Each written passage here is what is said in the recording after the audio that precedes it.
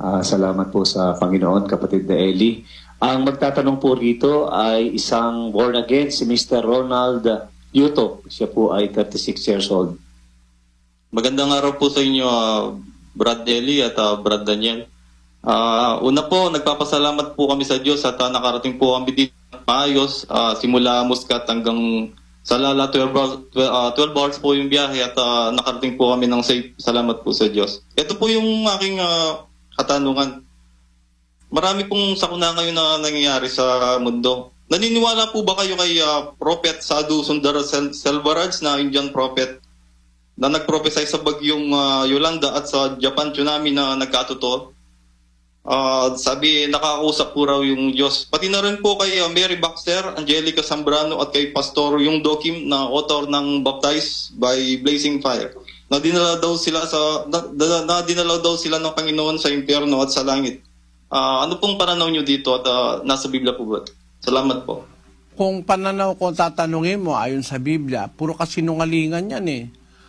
Kasi kung totoo na nakakausap mo ang Diyos at may dadating na bagyong Yolanda, ba't hindi mo pinagsabi? Ba't hindi niya sinabi? Alam niya palang pupunta sa Leyte. Sana pupunta siya sa Leyte. Maghanda na kayo dyan. Tinan niyo yung propetang si Jonas. Nung inutusan siya ng Diyos, pumunta siya sa Ninibe. Magsisi na kayo, mga taga Ninibe. Kasi 40 araw pa, magugunaw na Ninibe. Yun ang propeta. Alam niya kung anong araw darating yung pagkagunaw. Basahin na natin. Sa Jonas, Kapitulo 3, versikulo 4. At pumasok si Jonas sa bayan na may isang araw na gumagala at siya'y sumigaw at nagsasabi, 40 araw pa at ang Ninive ay mawawasak. Yun, 40 araw, ang Ninive mawawasak na. Kaya magsisi na kayo mga taga Ninive. Awa naman ng Diyos, nagsisi yung taga Ninive. Ito naman sabi mo, sinabi sa iyo ng Diyos na magkakabagyong Yolanda, ba't di ka nagpunta sa Leyte? Sana marami kang natulungan. Ikaw ba'y propeta ng Diyos niyan? Kagaya naman itong isang Mary Baxter na ito, pinasyal daw siya sa impyerno. Bakit ka kailangan pasyal sa impyerno? Kaya niya raw sinasabi para maniwala raw ang tao na may impyerno. Basahin natin itong sinasabi ng babae na ito. Pakinggan nyo. A Divine Revelation of Hell by Mary K. Baxter Ministry. Hear the eyewitness testimony on the true existence of hell. Bakit daw siya dinala doon sa hell? Eyewitness testimony raw niya ng true existence of hell. Aba, ang ibig mo ba sabihin, hindi ka naniniwala kay Kristo? Para kailangan pa si Baxter para maniwala tayo na mayroong hell, may impyerno? Yun ang gusto niyang palitawin dito Jesus Christ appeared to Mary Baxter on 40 consecutive nights and took Mary on a tour of hell in heaven. She walked with Jesus through the horrors of hell and talked with many people. Tanyo? Nakausap daw niya yung mga taong nasa impyerno. Malaking kasinungalingan yan Wala pa naman tao sa impyerno ngayon. Hindi pa kasi dumadating ang paghatol. Sukat sabihin mo, dinala ka ni Kristo sa impyerno, nakausap mo yung maraming mga tao ron. Matiyak na malaking kasinungalingan yan ayon sa Biblia. Kasi ang tao, paparusahan lang sa impyerno pagdating ng paghuhukom.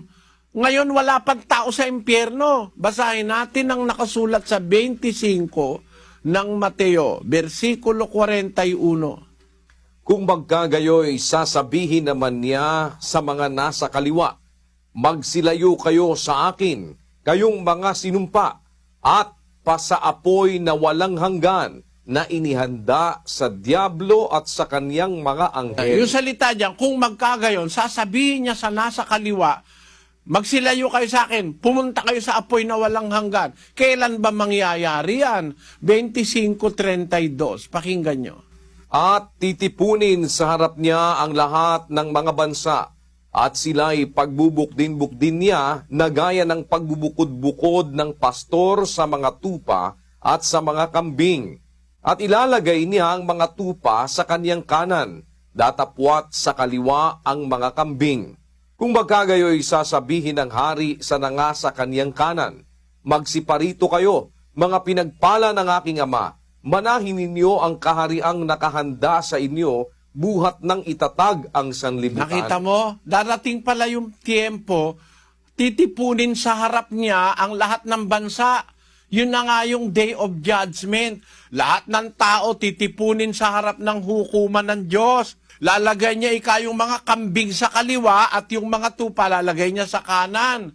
Sasabihin niya sa nasa kanan, hali kayo, pinagpala ng aking ama, manahin ninyo ang kahariang nakahanda sa inyo, buhat ng itatagan sa libutan. Tapos sa 41, Kung magkagayo'y sasabihin naman niya sa mga nasa kaliwa, magsilayo kayo sa akin, kayong mga sinumpa, at pasaapoy na walang hanggan na inihanda sa diablo at sa kaniyang mga anghel. kailan mangyayaring ang mga tao'y dadalhin sa impyerno?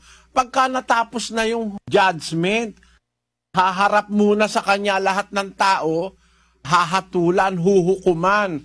Yung mga nasa kaliwa, dadalhin sa apoy na wala hanggan. Eh di wala pang tao sa impyerno ngayon, mga kapatid. Hindi pa kasi naman nag-judgment eh. Hindi pa naghuhukom. Paano mo sasabihin may mga nakausap kang tao ron? Tiyak na tiyak ko, imbento yan. Para siya sumikat, para sikat siya. Biro mo, dinala raw siya sa langit, dinala raw siya sa impyerno, nakausap niya raw mga tao sa impyerno. Malaking kasinungalingan. Pagka kasi kasinungalingan, mahahalata mo eh. Sa sinasabi, labag sa Biblia. Sobra sa nasa Biblia.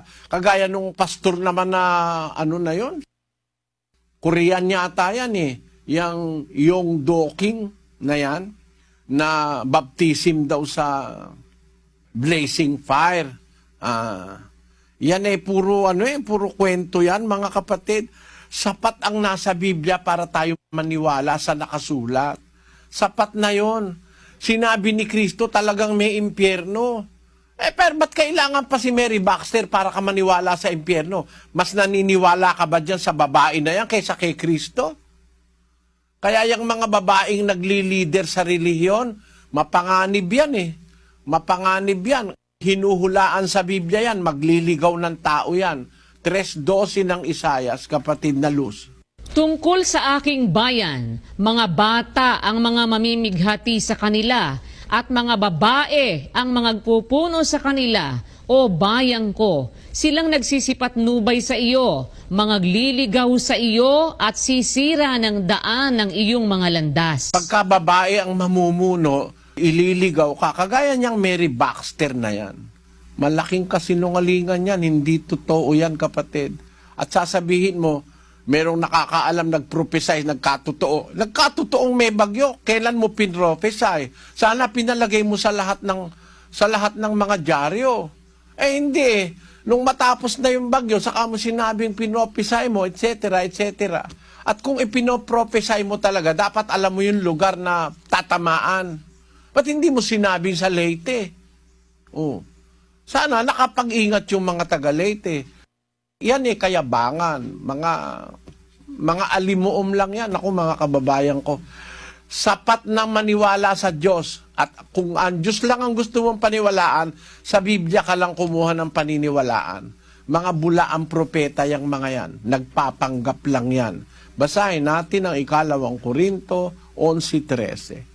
Sapagkat ang mga gayong tao ay mga bulaang apostol, mga magdarayang manggagawa, na nagpapakunwaring mga apostol ni Kristo. Papakunwari lang ng mga propeta yan, mga bulaang apostol. Yung bulaan sa Tagalog, ang ibig sabihin nun, sinungaling, false apostles, magdarayang manggagawa, deceitful workers, nagpapakunwaring mga apostol ni Kristo.